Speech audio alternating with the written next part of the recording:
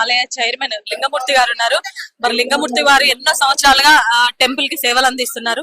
స్వామి మాటల్లో కూడా విందాం. లింగమూర్తి గారు నమస్కారం. నమస్కారం మేడం. ఎలా అనిపిస్తుందండి ఈరోజు మీ చేతుల మీదుగా కళ్యాణం జరిగింది? చాలా చాలా సంతోషంగా ఉంది.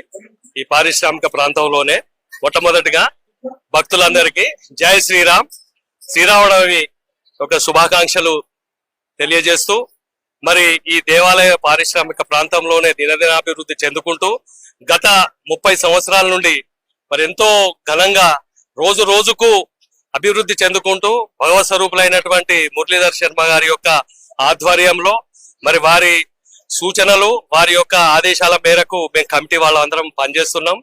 ఇక్కడ కమిటీ అనేది ఉంటే పూర్వజన్మ సుకృతంగా భావిస్తున్నాం. ఎందుకంటే మురళయ్య గారు మరి నిజంగా వారు దైవ సంభూతులే.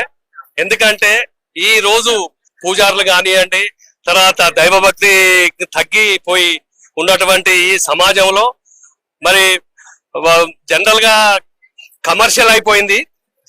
కమర్షియల్ అయిపోయి మన పూజారులు అంటేనే ఒక విధమైనటువంటి ఇదైంది. మరి అందులో మురళీధర్ గారి యొక్క మరి వారి సేవలు, వారు చేస్తున్నటువంటి ఏదైతే సామాజిక సేవ, తర్వాత జీర్ణోద్ధారణ కావినటువంటి గుళ్లను మరి పునర్జీవనం కల్పించి